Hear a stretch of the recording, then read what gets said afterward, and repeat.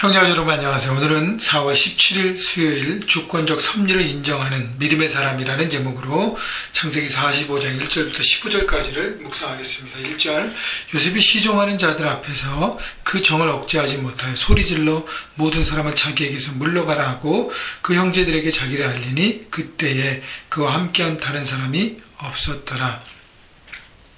자, 형 유다의 진심 어린 고백, 아버지를 생각하고 동생 베냐민을 품고 모든 일에 책임을 다하고 죄를 인정하고 바뀌어진 모습, 그렇게 살아가려고 하는 모습, 그런 모든 액션과 그 마음을 듣고 요셉의 마음이 크게 움직입니다. 그래서 형들의 변화된 마음과 자세와 모습을 보고 요셉은 그동안 참아왔던 그리고 기다렸던 회복의 시간을 시작하게 되는 것입니다. 그래서 이 자기 마음을 컨트롤하지 못해서 자기 시종드는 모든 애굽의 신하들을 다 내보냅니다.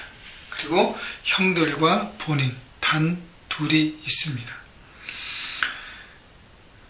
2절, 요셉이 큰 소리로 우니 애굽 사람들에게 들리며 바로의 궁중에 들리더라. 자, 참았던 감정과 눈물을 요셉이 쏟아냅니다. 요셉의 눈물, 고통의 눈물이 아니고요, 기쁨과 회복과 용서의 눈물입니다. 자, 요셉이 얼마나 그동안 형들을 만나보고 감격하고 감동하고 여러 가지 참아왔던 그 모든 것들을 쏟아내잖아요. 여러분, 우리의 삶 가운데 아무리 회복의 시간이 되었지라도 그동안 내가 눌러왔고 참아왔고 그랬던 모든 복받친 감정이 있다면 그것을 건강한 방법으로 어떤 방법을 사용하든 쏟아내야 합니다.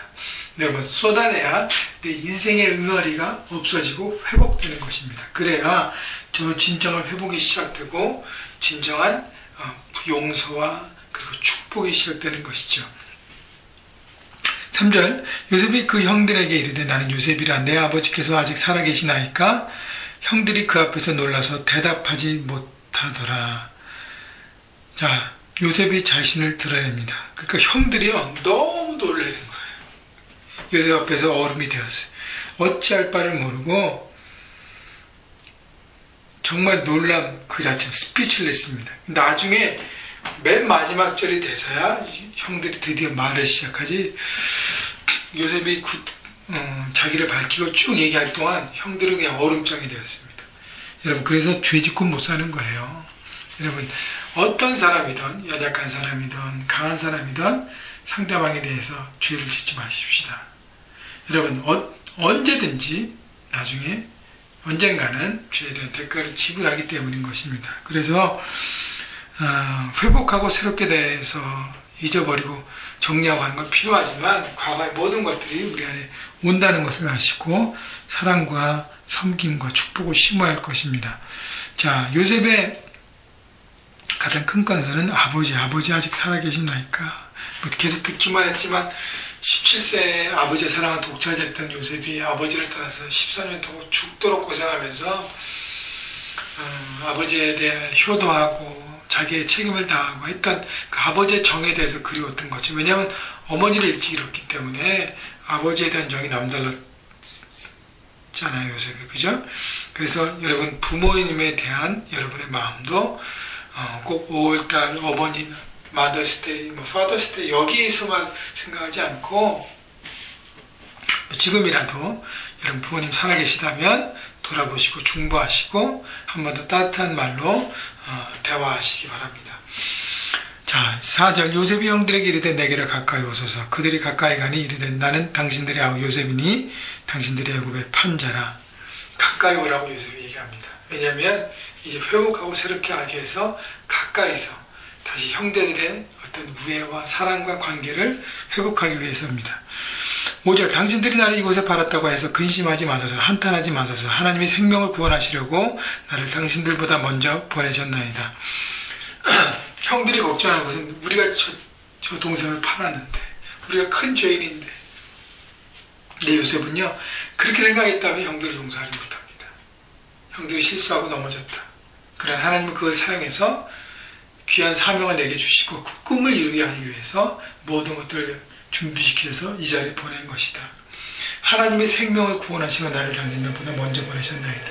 우리 가족의 모든 미래와 하나님께 나와 우리 가족을 통해서 하실 모든 일들 준비하시려고 나를 애굽에 먼저 보내신 것이다. 하나님의 주권을 믿고 의지하고 살았습니다. 그렇기 때문에 형들을 용서할 수 있고 형들의 잘못들을 품을 수 있고 하나님의 큰 뜻 가운데 오늘도 믿음으로 걸어가는 요셉의 모습을 볼 수 있습니다. 6절 이 땅이 2년 동안 흉년이 들었으나 아직 5년은 밭갈이도 못하고 추수도 못할지라 하나님의 큰 구원으로 당신들의 생명을 보존하고 당신들의 후손을 세상에 두시려고 나를 당신들보다 먼저 보내셨나니 하나님께서 나를 애굽에 먼저 보내신 것은 나 혼자가 아니라 우리 모든 가족, 모든 친척들, 그래서 이스라엘 민족이 이것을 통해서 후손들에게 생명을 이어냈고 그리고 하나님의 언약, 아브라함에게 주셨던 언약, 열방의 축복의 통로가 되는 그 모든 것들을 준비하신 것을 요셉은 깨달았다는 것이죠.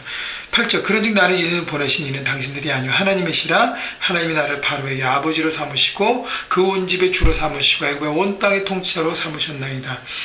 요셉은 자신의 삶이 하나님의 주권 아래 닿았음을 믿었기 때문에 삶의 윗바닥에서도 포기하지 않고 믿고 나갔고 고난을 극복하고 사명을 발견하고 사명에 집중하는 삶을 살았습니다. 그래서 지금 자기가 바로의 아버지, 바로의 멘토가 되고 가르치는 자가 되고 애굽의 온 집의 주, 애굽의 온 땅의 통치자, 애굽을 주관하고 다스리는 사명을 받았음을 그를 고백합니다. 자, 9절 당신들은 속히 아버지께로 올라가서 아뢰기를 아버지 아들 요셉의 말에 하나님이 나를 애굽의 천국의 주로 세우셨으니 지체 말고 내게 내려오사 아버지 아들들과 아버지 손자들과 아버지 양과 소와 모든 소유가 고센 땅에 머물며 나와 가깝게 하소서. 자, 요셉은 자기가 잘 됐을 때 혼자만 생각하지 않고 자기 나머지 모든 가족을 부양하고 책임지는 하나님께서 내게 많이 주셨던 것은 내가 더 많은 책임으로 내가 섬겨야 될 부분이 있다는 것을 알고 깨닫고 그렇게 아버지와 가족들을 초청합니다. 여러분이 이제 열심히 공부하고 열심히 일하고 해서 부와 명예와 모든 것들이 쌓여갈 때 더 많은 것들을 누릴 때 여러분 그것을 통해서 여러분 혼자만 여러분 가족만 누리라고 주는 것이 아니라 그것을 통해서 섬겨야 될 많은 사람들이 있음을 말씀하십니다. 그래서 더 많이 가지면 더 많이 섬기는 것입니다. 그 사명을 알고 갈 때 여러분 흉년의 때를 만나도 사명 가운데 온전히 하나님의 뜻을 이루고 축복된 삶을 사는 것입니다. 여러분 잊지 마시고 많이 가짐을 통해서 기뻐하시고 누리시고 나누셔서 섬기셔서 그것이 생명의 씨앗들을 뿌리고 새롭게 함으로 하나님 나라를 일고 가는 그 주역들이 되기를 바랍니다.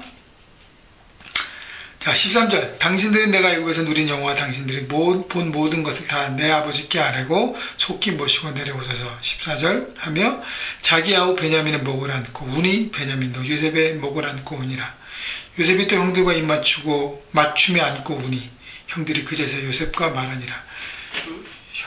형들은 요셉이 그렇게 쭉 얘기할 때까지 얼음으로 계속 보고 있었어요. 이제 요셉의 회복과 용서를 경험하고 자신의 마음이 녹아내리고 그제서야 요셉과 대화를 시작합니다. 여러분 진정한 회개와 화해와 회복은 상대방을 안고 품는 거예요. 요셉은 베냐민과 형들을 그냥 육신적으로 안고 품 것뿐 아니라 그의 마음과 연약함도 품었습니다. 여러분 우리 안에 용서할 수 있다는 것을 여러분 기뻐하시고 하나님의 그 십자가의 사랑을 이미 받은 존재로 우리는 큰 것을 받았기 때문에 우리의 큰 마음을 통해서 사람들, 우리 삶 현장에서 만나는 사람들을 품어내고 그들을 용서하고 그들을 새롭게 살리는 여러분 모두가 되기를 바랍니다. 저도 오늘 기도하는 것이요, 우리 형제교회 가족들이 하나님 안에 많은 걸 받았으면 좋겠다. 그 육체적인 것뿐 아니라 하나님의 임재와 모든 것들, 사명도 다 받아서 풍성히 누리고 그러면 나눌 수 있거든요.